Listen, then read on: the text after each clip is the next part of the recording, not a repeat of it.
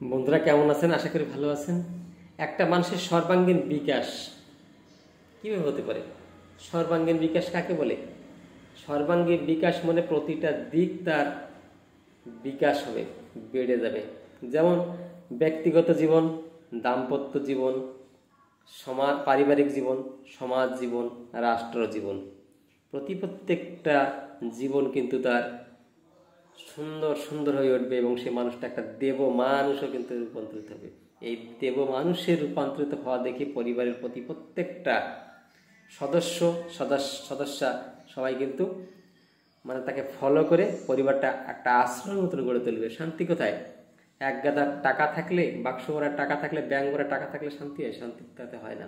শান্তি থাকে প্রত্যেকের সাথে যে সম্প্রীতিটা বজায় থাকবে। পরিবারের যে সদস্য আছে প্রত্যেকের প্রতি কিন্তু মায়া, মমতা, স্নেহ, ভালোবাসা সবটা বজায় থাকবে। আর প্রত্যেকে সেই বাড়ির মুখ্য যে তার কথা মেনে চলবে, সম্মান দিয়ে চলবে। এটাই তো শান্তি। শান্তি কোথায়? আর সকাল সন্ধ্যা সকলে মিলে বসবে, ঠাকুরের সমীপে বসবে, প্রার্থনা আদি করবে, একসঙ্গে ভোজন করবে। সন্ধ্যার সময় বসার পরে আগামী দিন কি কাজ হবে সবাই মিলে একটা আলোচনা করবে। এটাই হচ্ছে কিন্তু ঠাকুরের বিধান। এই বিধানগুলো যারা মানতে পারে তারা কিন্তু মহাশান্তিতে কালাতিপাত করে। এসব মানতে হয়।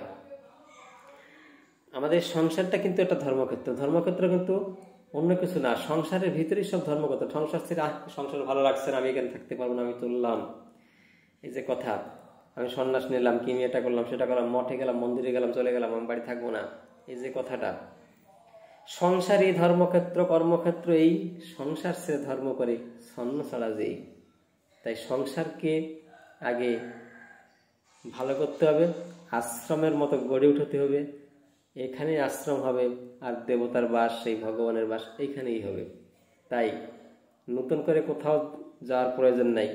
এই যুগে ভগবান শ্রী ঠাকুর অনুকূল চন্দ্র বলেছেন, আমি গৃহ সন্ন্যাসী চাই। গৃহের ভিতরে থাকবে, সন্তানের বাবা থাকবে, কি মা সন্তানের মা হবে, বাবা হবে, সংসার করবে, কিন্তু তার ভিতরে কিন্তু সম্পূর্ণ আধ্যাত্মিকতায় ভরপুর থাকবে। তার চলা বলা কিন্তু সেইভাবে নিয়োজিতভাবে হবে, সুন্দরভাবে। এটাই কিন্তু বর্তমান যুগের সাধনা। উষায় নিশায় মন্ত্র সাধন, চলাফেরায় জপ, যথা সময় ইষ্ট নির্দেশ, মুক্ত করাই তপ। চলাফেরার সময় জপ করতে হবে। দীক্ষা মাধ্যমে যে আমরা নাম পেয়েছি সে নাম কিন্তু জপ করতে হবে সবসময়ের জন্য।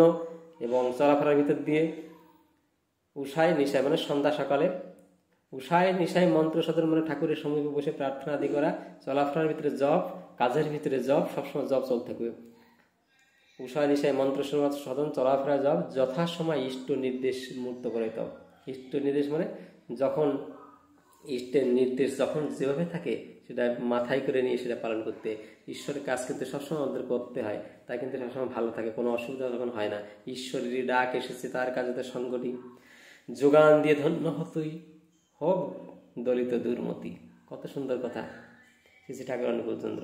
তো এইভাবে আমরা পরিবারকে গঠন করব, তারা দেখবেন সব দিকে ঠিক হয়েছে। দীক্ষা নিয়ে যদি আমার পরিবর্তনই কিছু না হলো, তাহলে আমার দীক্ষা নিয়ে লাভ হলো কি? তা আমি সৎসঙ্গী হই, আমি কৃষ্ণতন্ত্রী হই, মতুয়া হই, যে সম্প্রদায় হই না কেন, দীক্ষা নেওয়ার পরে দক্ষতা অর্জন ভিতরে যদি সম্পূর্ণভাবে না হলো, তাহলে কি হলো? আমার কতগুলো পয়সা থাকলে শান্তি হয়? শান্তি হয় না কখনো। শান্তি কিন্তু মনে, প্রত্যেকের পরিবারের মনে থাকে কিন্তু শান্তিটা কিন্তু সেটাই।